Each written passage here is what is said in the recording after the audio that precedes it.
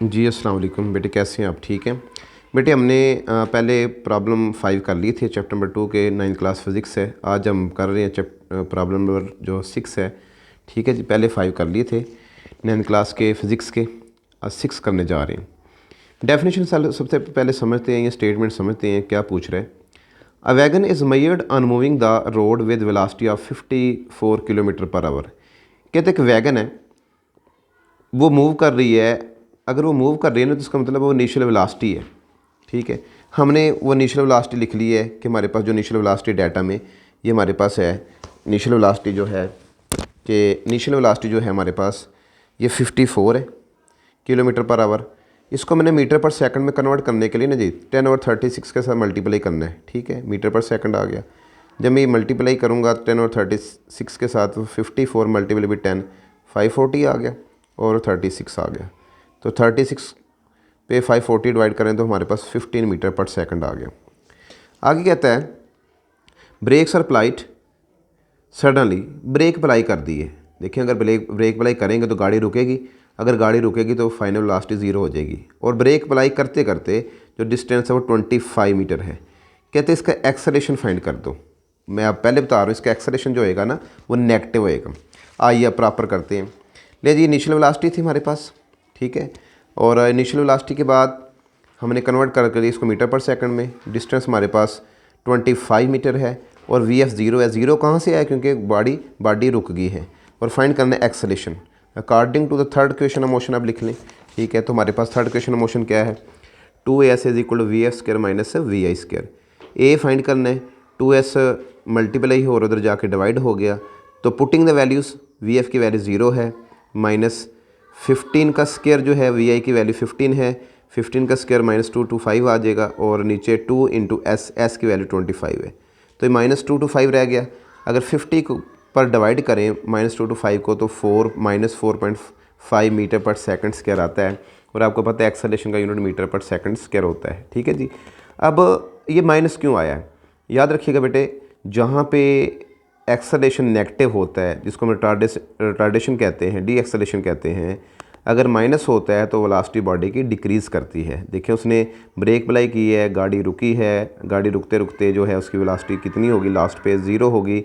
और गाड़ी रुकते रुकते जो उसका डिस्टेंस है 25 था। तो इस तरह से आपने न्यूमेरिकल करना है, ये फार्मूला लगा के। आगे बात करते हैं प्रॉब्लम 7 की। कहते हैं stone is dropped from a height of 45 metre. एक स्टोन है, ऊपर 45 मीटर उसकी हाइट है। How long it will take to reach the ground. कहते हैं कितना टाइम लगेगा ग्राउंड पे आने तक। What will be the velocity just before hitting the ground. कहते हैं जब ग्राउंड से टकराएगी उसकी वेलोसिटी क्या होगी। डाटा बनाते हैं। एच जो है वो 45 मीटर है, वी आई 0 है, 0 मीटर पर सेकंड है क्योंकि रेस्ट में है वो पहले। फिर हमने उसकी वेलोसिटी यानी कि मूव की है। शुरू से उसकी वेलोसिटी जो है वो रेस्ट में था, फिर जो ही उसको रिलीज़ किया तो उसकी कुछ ना कुछ वेलोसिटी होगी जिसको हम फाइंड करेंगे। और जी जो है वो 10 मीटर पर सेकंड स्क्वायर। जब बॉडी ऊपर से नीचे आता है जी की वैल्यू पॉजिटिव लेते हैं। एक तो टाइम फाइंड करना है, टू फाइंड टाइम, और दूसरा आपने फाइंड करना है हमारे पास जो है v f final velocity. Formula आपके पास है second equation of motion, h is equal to we i t plus 1/2 g t square. H 45 है, वी आई 0 था, मल्टीप्लाई बाई टी 1/2 और जी की वैल्यू 10 है और टी का स्क्वायर। टी तो फाइंड करना चाह रहे हैं तो 0 आ गया और 2 5 10 होता है, 5t स्क्वायर रह गया। देखिए जी, अब 0 में 5t स्क्वायर को ऐड करेंगे, 5t स्क्वायर में 0 को ऐड करें कोई फ़र्क नहीं पड़ता। तो 5 मल्टीप्लाई हो रहा टी के साथ और जाके डिवाइड हो गया।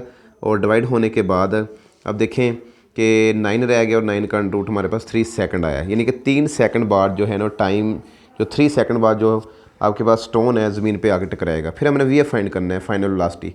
We F is equal to we I plus G T, 0 plus G इसलिए लिया क्योंकि ग्रेविटी ऊपर बॉडी है। ठीक है जी, ये न रखिएगा यहाँ पे ए नहीं लिया। ठीक है जी, वी 0 है और प्लस जी की वैल्यू 10 है क्योंकि माइनस इसलिए नहीं लिया कि बॉडी ऊपर से नीचे आ रहा है। अगर नीचे से ऊपर जाता तो माइनस लेते। ठीक है जी, तो 10 3 30 और ये हमारे पास जो फाइनल वेलोसिटी है जी वो 30 मीटर पर सेकंड आ गया। स्टूडेंट्स आगे करते हैं हम। न्यूमेरिकल नंबर 8 है, ज़रा देख लीजिएगा। इसमें बड़ा ये इंपॉर्टेंट न्यूमेरिकल है। कहते हैं एक कार है, वो ट्रैवल कर रही 10 kilometre per our with kilometre कर रही है with an average velocity of 20 metre per second.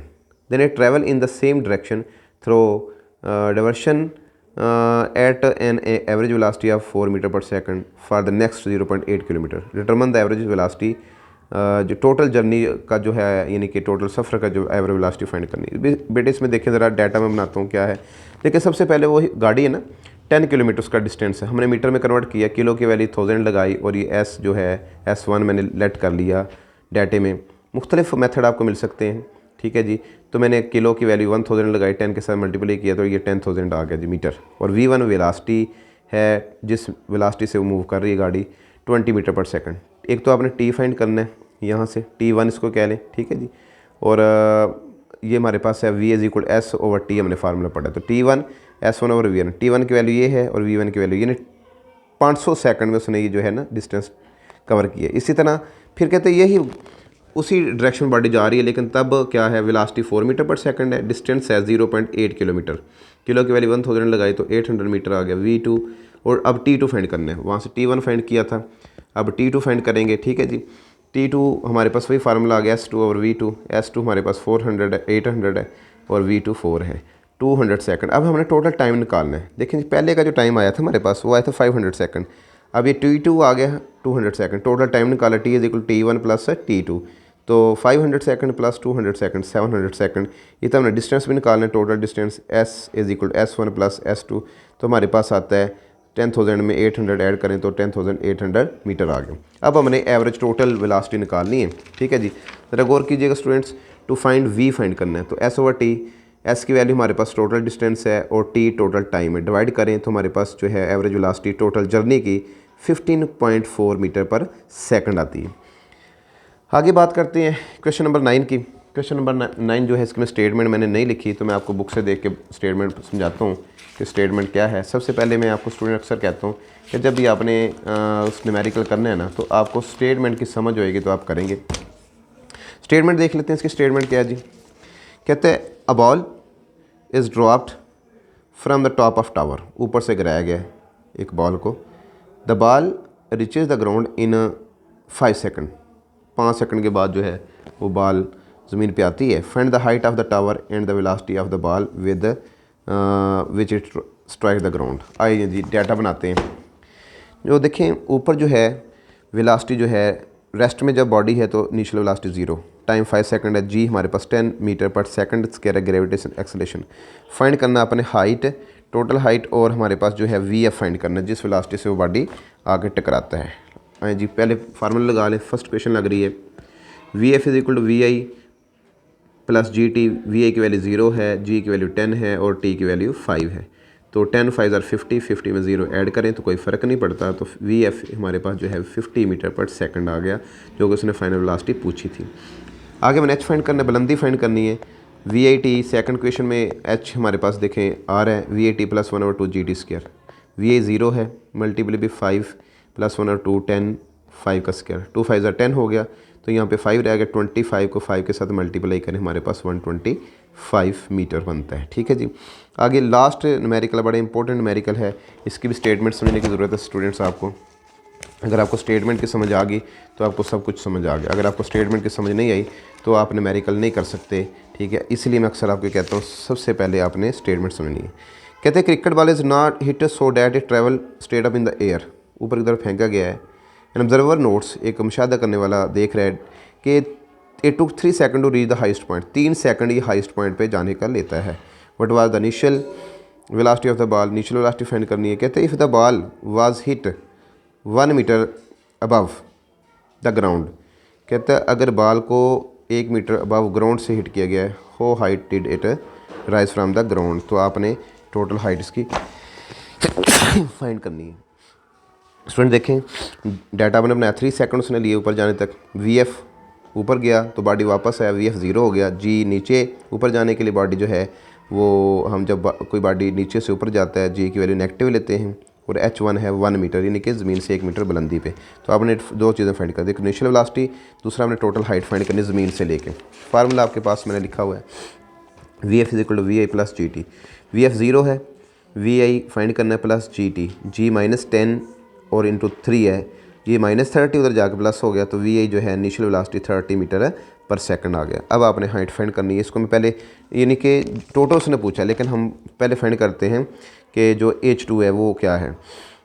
30 multiple 3, we की वैल्यू 30 है, टी की वैल्यू 3 है, +1/2 जी टी का स्क्वायर। और देखें जी की वैल्यू -10 है, 2 5 10 आ गया, तो 5 रह गया, और 3 6 9, 9 5 45, तो ये 45 मीटर आ गया। उसने पूछा टोटल हाइट ज़मीन से लेके। फार्मूला आप लगाएंगे टोटल हाइट का, h = h1 + h2। तो h1 हमारे पास 1 मीटर है डाटा में, और जो h2 फाइंड किया 45 मीटर, तो इसका आंसर आ गया 46 मीटर।